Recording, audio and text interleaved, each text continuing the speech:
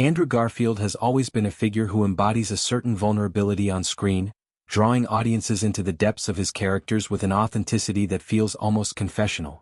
From his breakout role as the web-slinging Peter Parker in the early 2010 Spider-Man films to his more recent turns in introspective dramas like Under the Silver Lake and Tick, Tick, Boom, Garfield has mastered the art of peeling back layers, inviting empathy while maintaining an enigmatic aura off-camera. Yet, in recent years, this openness has undergone a profound shift, particularly when it comes to the one realm he now guards most fiercely: his personal relationships.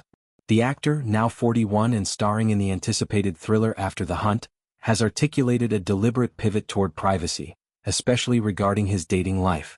This isn't a reactionary stance born from a single scandal but a culmination of years navigating the relentless scrutiny of Hollywood's gaze, where every glance, every outing becomes fodder for tabloids and social media speculation. In a candid interview with Vanity Fair, published just days ago, Garfield delved into this transformation with a rawness that echoes his on-screen personas. "It feels like a violation of my inner world, my private world," he confessed, his words carrying the weight of someone who has felt the sting of exposure too many times. He elaborated that he had once harbored a naive hope that time might dull this sensitivity, that the armor of fame would eventually thicken against the intrusions. "I thought maybe that would soften at some point, but I'm very surprised to say that it hasn't," he admitted, his tone laced with a mix of resignation and resolve. This revelation comes amid whispers of a budding romance with his After the Hunt co-star Monica Barbaro, a talented actress known for her poised performance in Top Gun: Maverick. The pair were first spotted together in February, sharing a quiet moment at a West End theater production, followed by another subtle appearance leaving an Oscars afterparty.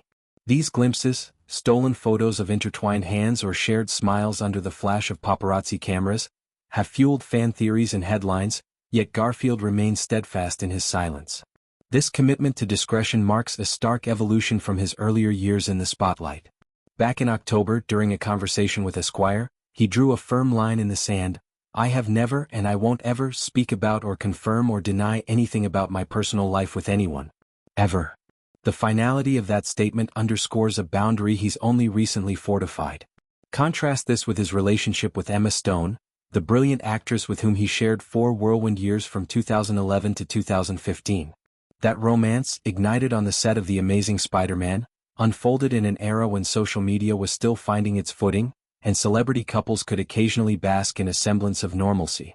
Garfield and Stone were open about their affection, attending premieres hand in hand and exchanging playful banter in interviews that hinted at their chemistry without oversharing.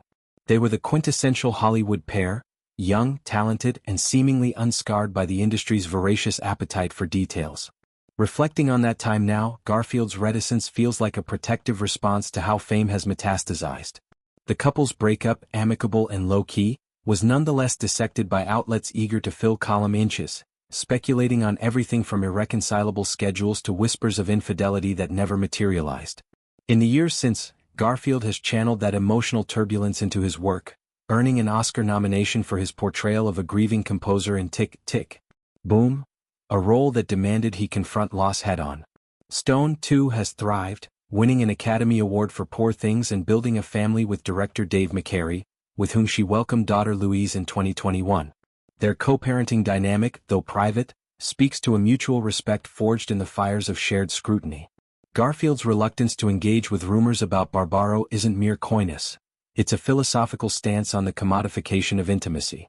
In the Vanity Fair piece, he muses on how the digital age has blurred the lines between public persona and private self, turning relationships into communal property. "People project their own stories onto you," he notes, alluding to the fan theories that swirled around La La Land, Stone's 2016 musical masterpiece. When asked if the film mirrored their own love story, a tale of ambitious artists torn apart by dreams, Garfield deflected with gentle humor: "I guess people need something to believe." It's a poignant acknowledgement of how audiences crave narratives that mirror their own longings, often at the expense of the real lives involved. This projection, he implies, can be flattering but ultimately exhausting, eroding the sanctity of what should remain off-limits. This theme of guarded vulnerability resonates deeply with Garfield's career trajectory.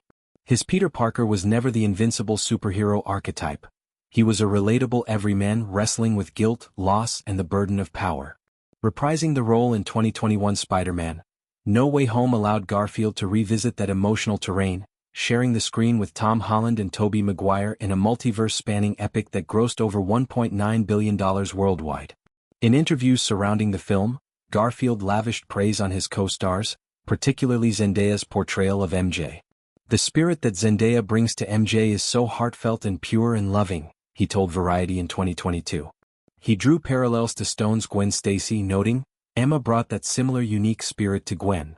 These compliments weren't mere politeness. They were tributes to women who, like him, navigate fame's double-edged sword, adored yet dissected.